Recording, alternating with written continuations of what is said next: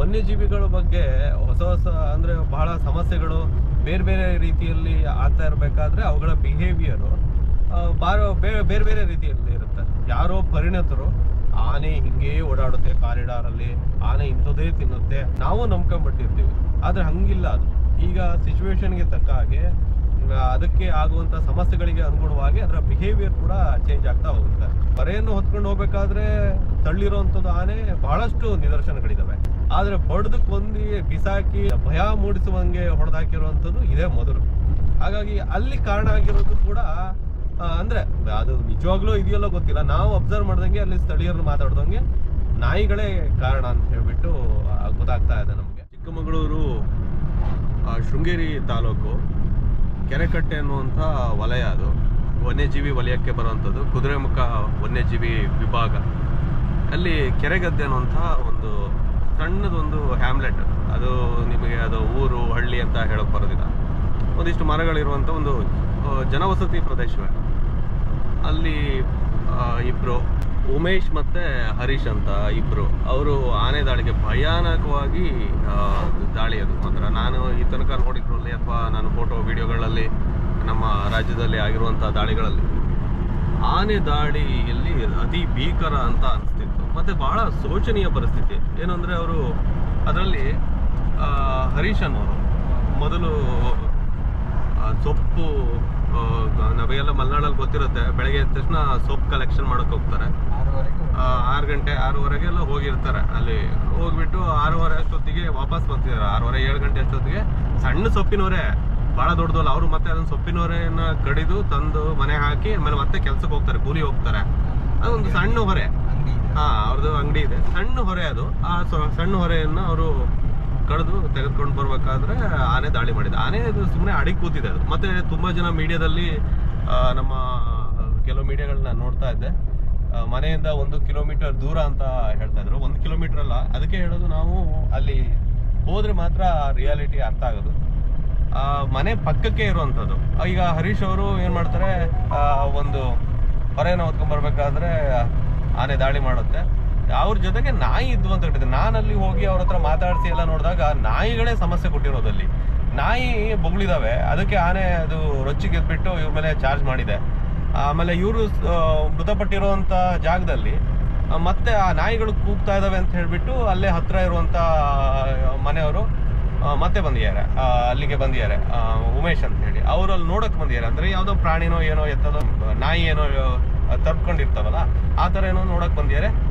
ಅದು ಸಣ್ಣ ಹಾದಿ, ಅದು ಕಾಡು ಹಾದಿ. ಆ ಕಾಡು ಹಾದಿಯಲ್ಲಿ ಅವರು ಬಂದಿದ್ದಾರೆ. ಅದು ಯಾವ ಕಡೆ ಈ ಕಡೆ ಹೋಗಕ್ಕೆ 2 ಕಡೆನೂ ಆಗಲಿಲ್ಲ. ಅವರಿಗೂ ಅದು ಆನೆ ಅಲ್ಲಿ ಚಾರ್ಜ್ ಮಾಡಿದೆ. ನೋಡಿ, ಆನೆ ಬಿಹೇವಿಯರು ಯಾವಾಗಲೂ ನಾವು ಅರ್ಥ ಮಾಡ್ಕೋಬೇಕು. ಒಂದು, ಈ ಆನೆ ನಾವು ಈಗಾಗಲೇ ನಾವು ಮಾತಾಡ್ದಂಗೆ ಹಿಂದೆ ಒಂದು ಸ್ವಲ್ಪ ಸಾತ್ವಿಕ ಸ್ವಭಾವದ ಮಲ್ಲಂದೂರು ಆನೆ ಬಗ್ಗೆ ಮಾತಾಡಿದ್ದೀವಿ. ಅದೇ ಆನೆ ಅಂತ ಹೇಳಲಾಗ್ತದೆ. ಬಟ್ ನಾವು ಈಗಲೇ ಅದೇ ಆನೆ ಅಂತ ನಾವು ಈಗಲೇ ಅದನ್ನ ಕನ್ಸಿಡರ್ ಮಾಡೋಕ್ಕಾಗೋದಿಲ್ಲ. ಯಾಕಂದ್ರೆ ಅದು ಡಿಪಾರ್ಟ್ಮೆಂಟ್ನವ್ರು ಮಾಡಬೇಕು. ನಾವು ಯಾವುದೋ ಆನೆ ಹೇಳೋದು ಇನ್ಮೆಂಟ್ ಅದು ಐಡೆಂಟಿಫೈ ಮಾಡ್ತೀರಿ. ಈಗ ETFನವರೆಲ್ಲ ಬಂದ್ಬಿಟ್ಟು ಅದನ್ನ ಕೂಂಬಿಂಗ್ ಮಾಡ್ತಿದ್ದಾರೆ, ಆನೆ ಎಲ್ಲಿದೆ ಎತ್ತ ಅಂತ ಹೇಳ್ಬಿಟ್ಟು. ನಿನ್ನೆ ರಾತ್ರಿ ಕೂಡ ಅಲ್ಲೇ ಶಿರ್ಲೆ ಅನ್ನುವಂಥ ಯಾವುದೋ ಒಂದು ಗ್ರಾಮಲ್ಲಿ, ಅಲ್ಲಿ ಗ್ರಾಮ ಅಂದರೆ ಗ್ರಾಮ ಅಲ್ಲ, ಅದು ಮನೆಗಳು 1-2 ಇರುವಂಥ ಮನೆಗಳು, ಅಲ್ಲಿ ಒಂದಿಷ್ಟು ಅಡಿಕೆ ಗಿಡ ಎಲ್ಲ ನಾಶ ಮಾಡಿದೆ. ನಾನು ಆ ನಾಯಿ ಬಗ್ಗೆ ಹೇಳಿದೆ. ನಾಯಿ ಇದು ಏನು ಸಮಸ್ಯೆ ಅಂತಂದ್ರೆ, ಆ ನಾಯಿ ಕೂಗಿದ್ಕೆ ಮತ್ತೆ ಇನ್ನೊಬ್ರು ಬರ್ತಾರೆ, ಅವರು ಬಂದ್ಬಿಟ್ಟು ಅವರು ಕೂಡ ಈ ತರ ಸಮಸ್ಯೆ. ಅಂದ್ರೆ ಅವ್ರಿಗೆ ಯಾರಿಗೂ ಗೊತ್ತು ಆನೆ ಇದೆ ಅಲ್ಲಿ ಅನ್ನೋದು ಕನಿಷ್ಠ ಪರಿಜ್ಞಾನವೂ ಇರಲಿಲ್ಲ. ಮತ್ತೆ ಕೆರೆಕಟ್ಟೆ ಅನ್ನೋದು ವನ್ಯಜೀವಿ ವಲಯದ ಒಳಗಡೆ ಬರುತ್ತೆ. ಈ ಮನೆಗಳು ಒಂದು ಅಲ್ಲಲ್ಲಿ ಇರುವಂತ ಮನೆಗಳು 4-5, ಅಲ್ಲಿ ಮುಡುಬ ಅಂತ ಬರುತ್ತೆ, ಕೆರೆಗದ್ದೆ, ಈ ತರ ಒಂದು 18-20 ಮನೆಗಳು. ಅವರೆಲ್ಲ ಹಿಂದಿನೂ ಕೂಡ ಇಲ್ಲಿಂದ ಒಕ್ಕಲೇಳ ಪ್ರಯತ್ನಗಳು ಮೊದಲಿಂದನೂ ನಡೀತಾ ಇದೆ. ಈ ಕುದುರೆಮುಖ ವನ್ಯಜೀವಿ ವಲಯ 25 ವರ್ಷಗಳಿಂದಲೂ ಕೂಡ ಈ ಪ್ರಯತ್ನ ನಡೆದೇ ಇದೆ. ಆದ್ರೆ ಸ್ವಲ್ಪ ಉಳ್ಳವರು ಅವರು ಇವರು ಒಂದು ಸ್ವಲ್ಪ ಜಾಸ್ತಿ ಆಸ್ತಿ, ಅದು ರಿಜಿಸ್ಟರ್ ಇರುವಂತ ಎಲ್ಲ ಪ್ರಾಪರ್ಟಿ ಇರುವಂತವರೆಲ್ಲ ಕಾಂಪನ್ಸೇಷನ್ ತಗೊಂಡು ಎಲ್ಲ ಹೋದ್ರು. ಆದ್ರೆ ಇವ್ರಿಗೆ ಮಾತ್ರ ಬಹಳ ಸಮಸ್ಯೆ. ಇವರೆಲ್ಲ ಇನ್ನೂ ಪಾಪ ಸಣ್ಣ ಗುಡಿಸಲು ಕಟ್ಕೊಂಡಾರು. ಇವರಿಗೆ ವ್ಯಾಲ್ಯೂಯೇಷನ್ನ ಕರೆಕ್ಟಾಗಿ ಮಾಡಿಲ್ಲ, ಮಾಡ್ತಾನೂ ಇಲ್ಲ, ಏನು ಹೇಳ್ತಾನೂ ಇಲ್ಲ. ಇವರು DC AC ಅವ್ರ ಹತ್ರ ಅಲ್ಲಿ ಹೋಗೋಕೆ ಒಂದೊಂದು ದಿನ ಕೂಲಿ ನಾಲಿ ಎಲ್ಲ ಬಿಟ್ಟು ಹೋಗ್ಬೇಕು.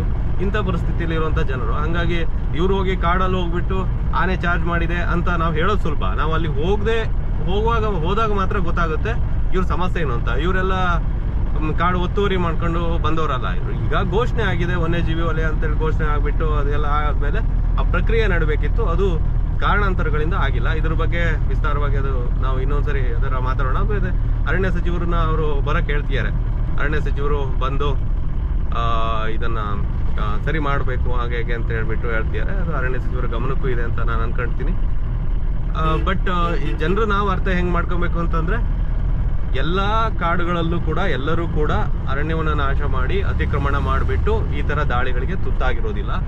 ಈ ಘಟನೆ ಅಷ್ಟೇ, ನಾವು ದೂರದಿಂದ ನೋಡಿ ಅದನ್ನ ಒಂದೇ ಸರಿಗೆ ಆ ಕನ್ಕ್ಲೂಷನ್ಗೆ ಬರಬಾರ್ದು. ಆನೆಯನ್ನ ETF ನವರು ಐಡೆಂಟಿಫೈ ಮಾಡಬೇಕು, ಮತ್ತೆ ಅದು ಪ್ರಾಬ್ಲಮೆಟಿಕ್ ಅಂತ ಹೇಳ್ಬಿಟ್ಟು ಅವ್ರು ಅದನ್ನ ಇದನ್ನ ಕೊಡಬೇಕು. ಆಗ ಮಾತ್ರ ಅದನ್ನ ಹಿಡಿಯಕ್ಕೆ ಸಾಧ್ಯ. ಯಾಕಂದ್ರೆ ಅದು ವನ್ಯಜೀವಿ ವಲಯದಲ್ಲೇ ಇರೋದ್ರಿಂದ ಎಲ್ಲಿಗೆ ಕಳಿಸ್ತೀರಾ? ಆನೆ ಹಿಡಿದ್ಬಿಟ್ಟು ಏನು ಮಾಡಕ್ ಬರೋದಿಲ್ಲ. ಅದು ಅಷ್ಟು ಕೂಡ ಅಲ್ಲಿ ಯಾವುದು. ಮತ್ತೆ ನೀವು ನೆಮ್ಮಾರ್ವರೆಗೆ, ನೆಮ್ಮಾರ್ ಅಂತ ಒಂದು ಹಳ್ಳಿ ಇದು ಬರುತ್ತೆ, ಒಂದು ಟೌನ್ ತರ ಇದೆ, ಅಲ್ಲಿವರೆಗೆ ನಿಮಗೆ ಯಾವುದೇ ಸಮಸ್ಯೆ ಬರೋದಿಲ್ಲ. ಅದ್ರ ಪಾಡಿಗೆ ಅದು ಆನೆಗಳು ಓಡಾಡ್ತಿರುತ್ತೆ. ಅದು ಈ ಜನರಿಗೆ ವಾಯ್ಸಿಲ್ಲ. ಕೆಲವರು ಪಾಪ ಗಂಡೆ ದಿಕ್ಕಿಲ್ದಿರುವಂತ ಕುಟುಂಬಗಳು ಈಗ ಹೋಗಿರೋದ್ರಲ್ಲಿ ಒಬ್ರಿಗೆ 2 ಜನ ಹೆಣ್ಮಕ್ಳು ಪಾಪ ಅವರಿಗೆ ಈಗ ನೋಡಿ, ಈಗ ಟೀ ಒಬ್ರಿಗೇನೋ ಹಾರ್ಟ್ ಪೇಷಂಟ್ ಅಂತ, ಅದ್ರ ಒಬ್ಳು ಮಗಳಿಗೆ ಎಲ್ಲ ಓದ್ತಾ ಇದ್ದಾರೆ.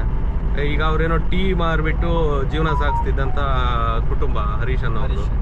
ಅವ್ರೀಗ ಯಾರು ಇಲ್ಲ ಏಕಾಏಕಿ. ಮತ್ತೆ ಅವ್ರದ್ದು ದೊಡ್ಡ, ಆದ್ರೆ ಅಲ್ಲಿ ಎಲ್ಲ ಸಮುದಾಯದಲ್ಲಿ ಬಹಳ ಗಟ್ಟಿನೂ ಇಲ್ಲ. ಅಲ್ಲಿ ಆದಿ ಕರ್ನಾಟಕದಿಂದ ಹಿಡಿದಿಟ್ಟು ಎಲ್ಲಾ ಸಮುದಾಯ ಮುಸ್ಲಿಮವರಿಗೂ ಇದ್ದಾರೆ. ಮುಸ್ಲಿಮ್ದು ಒಂದು ಕುಟುಂಬ ಇದೆ ಅನ್ಸುತ್ತೆ ಅಲ್ಲಿ. ಅವರೆಲ್ಲ ಈ ಆಗ ಕಾಲದಲ್ಲಿ ಬಂದವರು ತುಂಬಾ ಜನ, ನಾ ಹೇಳಿದಲ್ಲ ಅಜ್ಜದೀರ್ ಕಾಲದಲ್ಲಿ ಬಂದವರು ಕೂಡ ನಮಗೆ ಅವರು ಸಿಕ್ತರು. ಅಂದ್ರೆ ಅಲ್ಲೆಲ್ಲ ಮಾತಾಡಿಸ್ತಿದೀವಿ, ಅವರೆಲ್ಲ ಇಲ್ಲೇ ಇದ್ದು ಎಲ್ಲ ಬೆಳೆದವರು. ಈಗ ವನ್ಯಜೀವಿ ಧಾಮ ಆಗಿ ಇವರು ಘೋಷಣೆ ಮಾಡಿದ ಮೇಲೆ ಅಗತ್ಯ ಕೆಲಸಗಳನ್ನ ಮಾಡ್ಬೇಕಾಗಿತ್ತು.